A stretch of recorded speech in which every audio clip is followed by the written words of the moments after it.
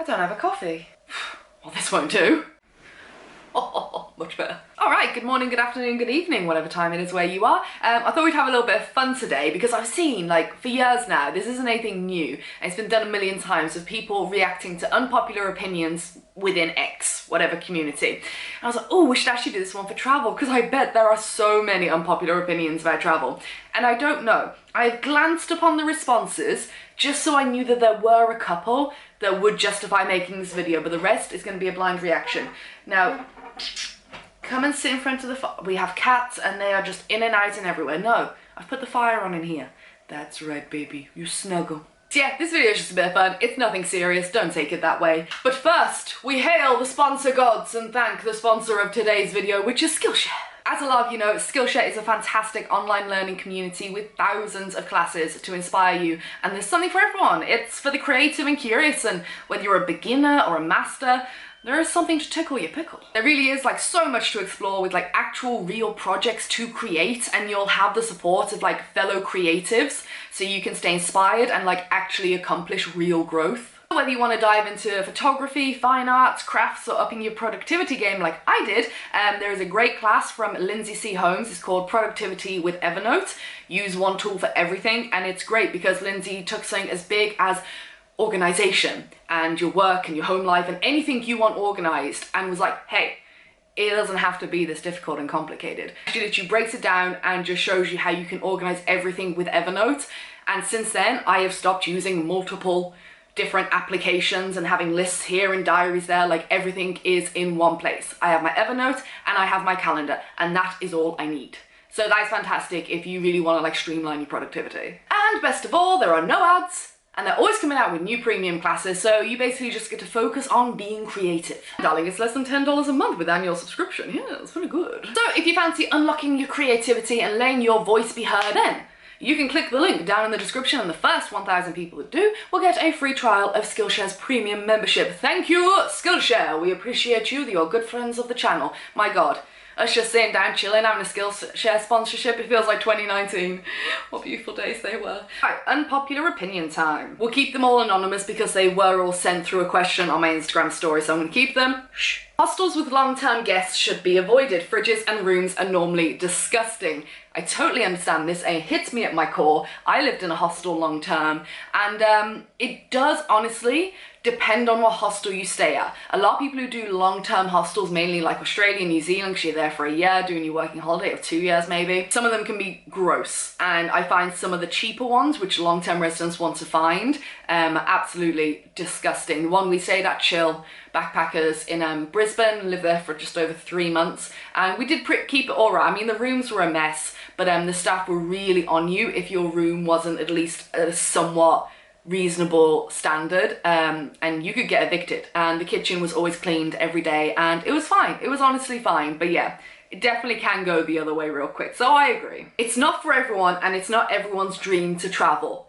I completely agree with this, and especially when it comes to solo travel. Solo travel is not for everyone. It really isn't. And sometimes people just don't like traveling. Sometimes people want to go on package holidays, and that's what they love. Great, go. We've already done a video on this on Real Talk of travel shaming. Like, stop. It's not for everyone, and it isn't everyone's dream to fly around the world and see every country before they die. It really isn't. Hard agree. Avoid the must-see places. They're usually overcrowded, overpriced, and not worth it. I'm gonna have to disagree with you, girl. They're must-see for a reason, and I totally get that. They're very busy, they're very crowded, they're very expensive, everything around them is expensive, but there's normally a reason for it. Now, so I've never been up the Eiffel Tower. I'll definitely do it at some point because I feel like, you know, let's do it one time. But when I went to Paris, I remember just going to the base and I took lots of pictures and we looked at it, and I didn't go up it, and that was fine, because I didn't want to spend the money. But when I went to like Italy for the first ever time, I went to like every museum, and, you know, I did everything, went into the Colosseum. It's like going there and not, you know, seeing the Colosseum from the outside is one thing, but a tour on the inside, all the history you learn, the queues are horrific, granted. And if you want to jump the queue, it's expensive. Same with the Vatican Museum. Oh, sorry, I'm being distracted. The cuteness of these two cats lying together in front of the fire. Jesus. There's a reason. So I've gotta disagree, but I get where you're coming from, and there's a lot of other things you can do if you don't want to hit all the must-see places, but they're messy for a reason. And I think it's good to like, just balance it, you know, balance it with a bit of this and balance it with your own exploring, going off, finding some little quieter places. Balance, baby. It's all about balance. Ooh. The Philippines is so overrated. Pretty shit, to be honest.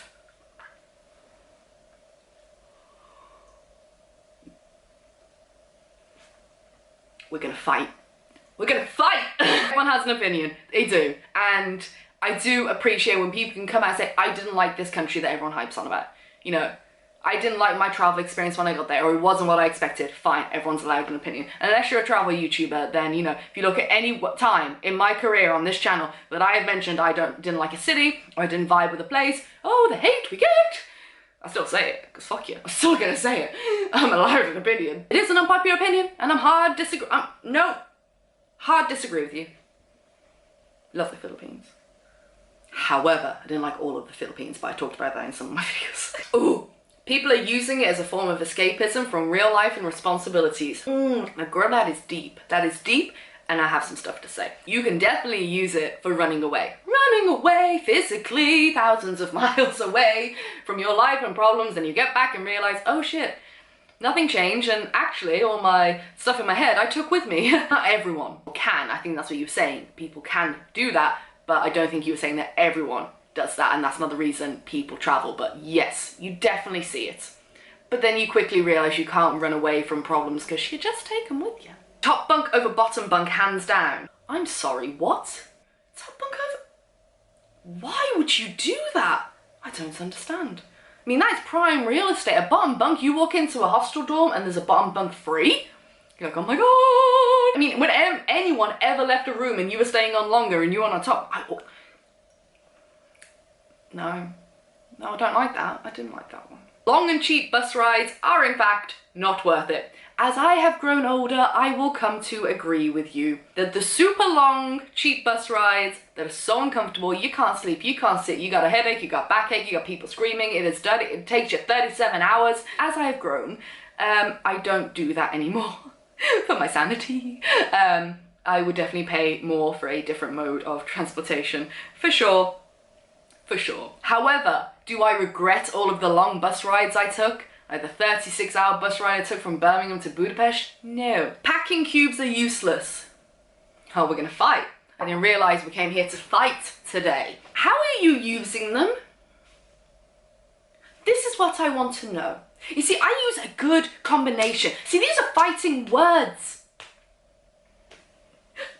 Fighting words. Use a combination of packing cubes, and then also little like cosmetic-y wash bags for lots of different things. Otherwise you just got a pile of crap in a suitcase or in a backpack and you gotta scramble through everything.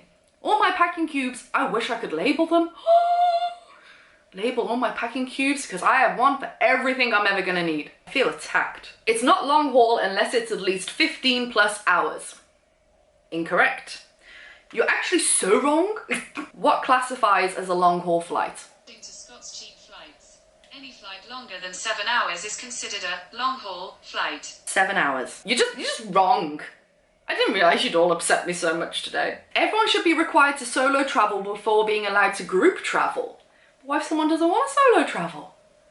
That's very mean of you. Some people would hate the idea. People would hate the idea of solo travel. I hard disagree with this one. Solo travel is not for everyone. And some people want to be in a group. They don't want to go away on their own, you know, and that's totally cool. No, hard disagree. By the way, let me know in the comments which ones you are agreeing with or disagreeing with. This is a lot of fun. Cities are boring. When traveling through a country, they get more or less the same. This can be very true. Cities can get very, very similar.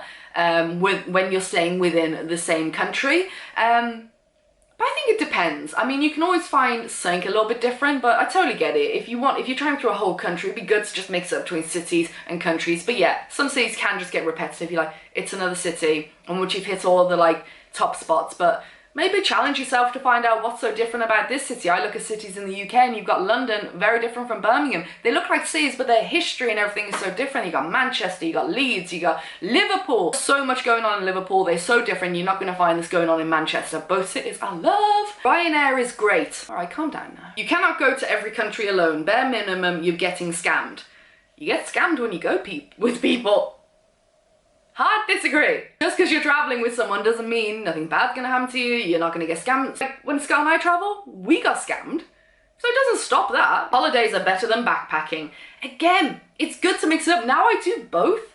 I totally get why you'd enjoy one or the other. I love the adventure of just going off on your own with a bag. But I also love the maybe you just want to be lazy and chill and eat lots of food and get a suntan and read a book. I totally get both. Both are cool. If you're going to be in debt when you return, don't travel.